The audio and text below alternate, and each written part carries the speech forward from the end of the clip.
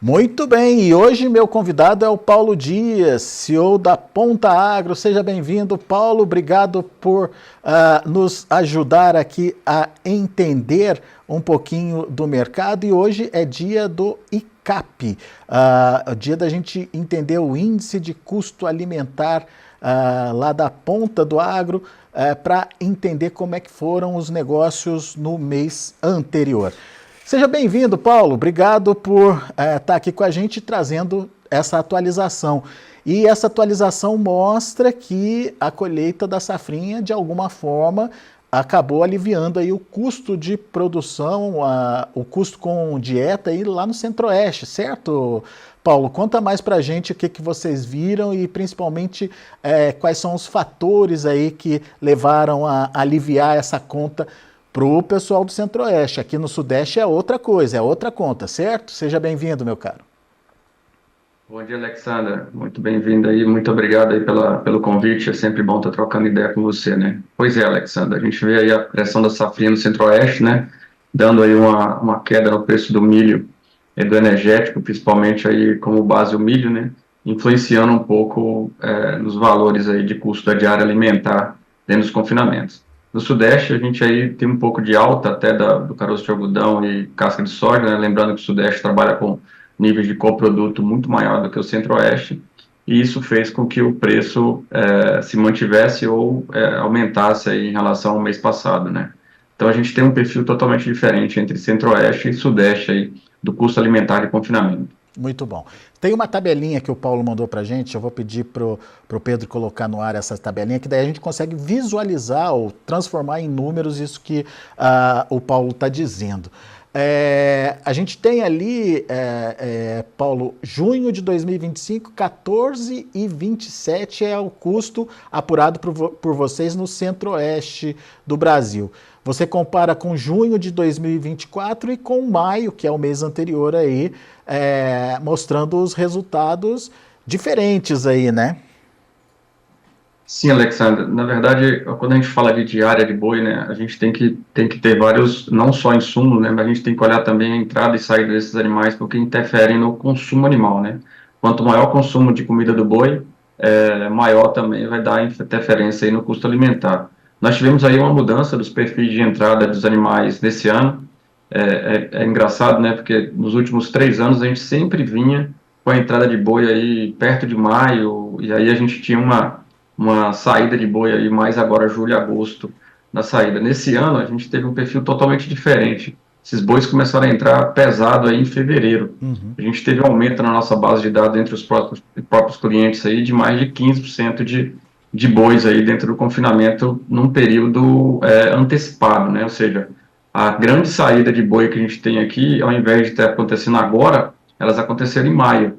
E outra coisa que é importante dizer, né, que a gente teve um aumento de fêmeas também dentro dos confinamentos aqui dentro da base de dados nossa, que aí diminui um pouco o consumo, de maneira geral, dos bois, porque a fêmea come menos, né. Então, nós tivemos aí cerca de 4 a 5% de aumento de fêmeas, evidenciando aí nesse mês de junho com a entrada de 4% a mais em relação do mês passado, de fêmeas ainda dentro do confinamento.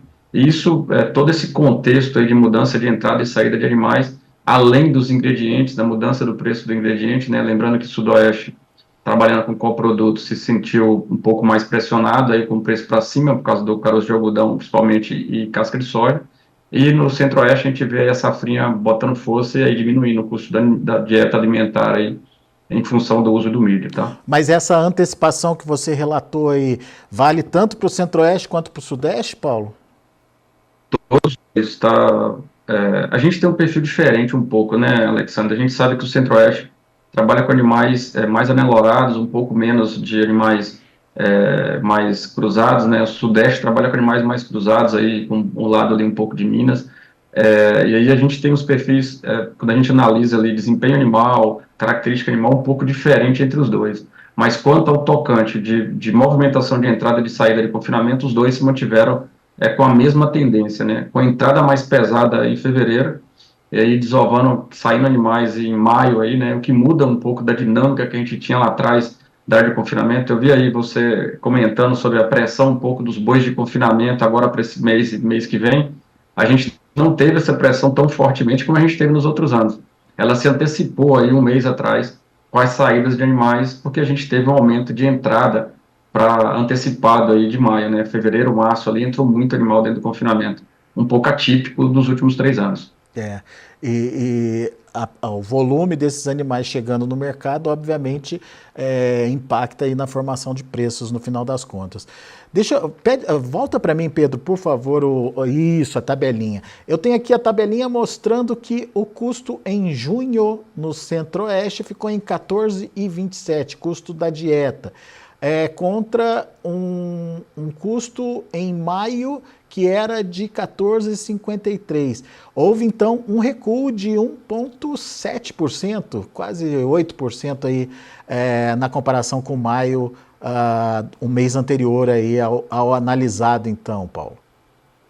Sim, Alexandre, quando a gente olha o impacto, quais ingredientes que impactaram ali, a gente vê muito fortemente os energéticos mesmo puxando a ponta aí, né? Ou seja, puxando o preço para baixo, descendo o preço para baixo, né? Então, a diferença desses 2 meses foi em função, possivelmente, do preço da pressão da safrinha e do custo do milho, né? E aí, uma coisa engraçada é que dentro do Sudeste e Centro-Oeste, a gente tem diferenças até de cerca de, hoje, atualmente, né? O preço do milho, um pouco do milho que é utilizado no Sudeste, comparado com o milho do Centro-Oeste, a gente tem cerca de diferença de R$ 20 aí na saca, né? Ou seja, o Centro-Oeste compra aí por R$ 54 a saca hoje, né, estocado dentro do confinamento, tá?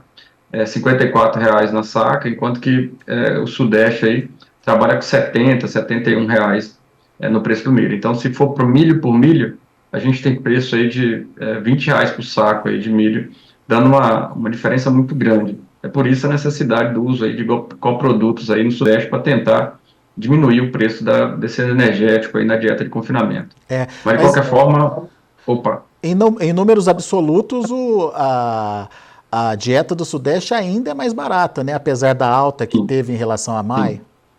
sim, sim.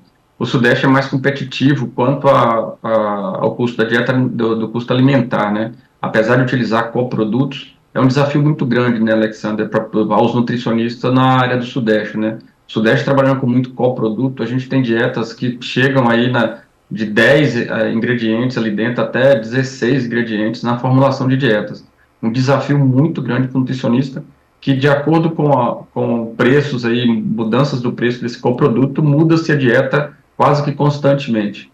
E isso aí é um desafio muito grande para o boi aceitar isso, né? Quando a gente muda a dieta muito fortemente, o boi tende a responder negativamente a isso, né? Pela adaptação ruminal e assim vai. Quando a gente vê a habilidade do nutricionista do Sudeste, a gente vê que mesmo mudando os coprodutos, eles conseguem ainda manter o desempenho e, consequentemente, o uso do coproduto é desafiador da parte nutricional, mas também deixa uma margem de lucro aí com o custo da diária alimentar um pouco menor do que o Centro-Oeste. Então vocês destacaram no relatório que o coproduto também influenciou, mas o estoque também que o pessoal está carregando também ajudou nessa alta aí dos preços, né? Estoque caro, comprado caro lá atrás, Paulo? Isso, a gente vê aí que o nosso é engraçado porque o estoque do segundo semestre para o segundo semestre ele é muito em função das notícias do mercado, do preço do boi e assim vai, né? O estoque do primeiro semestre ele é forte, entra se comprando forte e estocando porque o primeiro giro ele acontece muito forte. O segundo giro ainda se tem um pouco de dúvida para se desenvolver ao longo do tempo. Então, na primeira compra aí de estoque, a gente viu uma compra forte de insumos aí como um todo. Como mudou a entrada de boi, os clientes tiveram que também comprar diferente do que comprava lá atrás. E aí a gente vê que agora, quando a safrinha começou a baixar, a gente vê clientes ainda muito estocados com preços anteriores. Isso faz com que a média ponderada móvel desses estoques não sejam iguais ao compra de milho de imediato, entendeu? Mas como é que vocês analisam isso? Um erro estratégico ou uma tentativa aí de se programar melhor? Eu acho que seria muito difícil. O confinamento, né, Alexandre, ele vem sendo desafiado muito fortemente ao longo do tempo, né? Se você lembrar lá atrás, a gente tinha uma ou duas variáveis ao longo do ano que a gente tinha que se preocupar. Ou era o preço da reposição, ou era o preço do custo da diária alimentar, e no máximo eram essas duas coisas ali como um todo, né?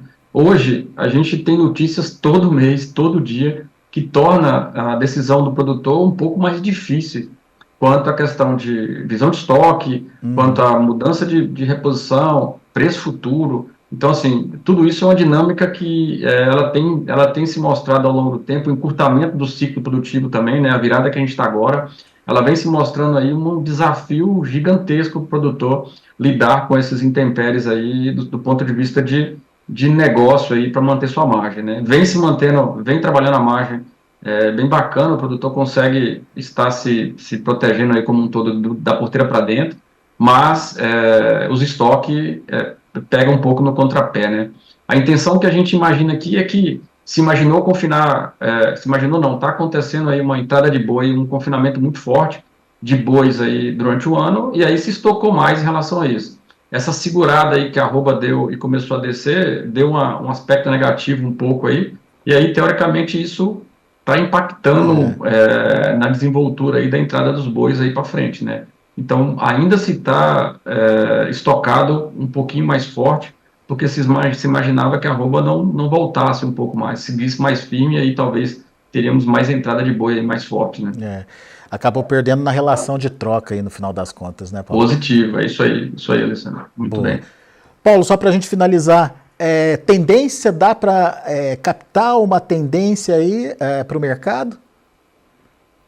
Ô, Alexander, a gente tem perfis diferentes entre Centro-Oeste e Sudeste, né? A gente vê que o custo da roupa produzida, em sua maioria, no Centro-Oeste, a gente, em relação a 2024 e 2025, a gente reduziu aí cerca de 4 a 4,5 reais aí por arroba produzida, estando aí na casa dos 200 reais, 210 reais, enquanto que quando a gente vai para o Sudeste, a gente tem um efeito ao contrário, o Sudeste tem aumentado seu custo de produção em 4 a 5 reais aí, em média ao longo do tempo. Tem uma tendência aqui de diminuição das margens de janeiro para cá. A gente veio caindo as margens do confinamento quando você olha o custo da roupa produzida.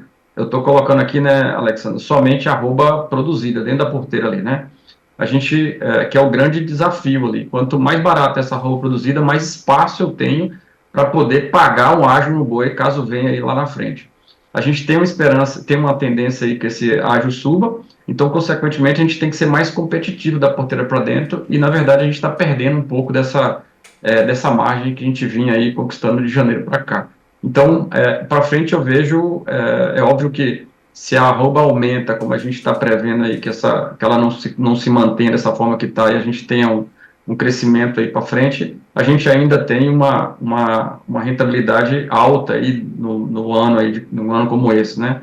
Mas é desafiador porque de janeiro para cá a gente vem perdendo margem mês a mês. É. Então, eu acredito que isso não se mantenha, porque vai entrar estoque novo aí mais fortemente da agora para frente, com a safrinha vindo, e aí, consequentemente, pode ser que a gente recupere um pouco ali na frente. Mas, nos nossos dados aqui, a gente ainda mantém aí 800 a 900 reais em margem de lucro bruto, de lucro aí dentro do confinamento como um todo. Um dos melhores anos aí nos últimos 3 anos, né? Show de bola.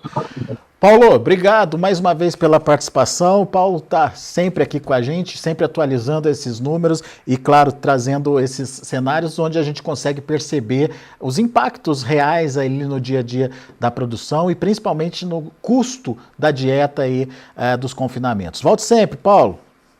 Obrigado, Alexandre. Bom trabalho. Até a próxima.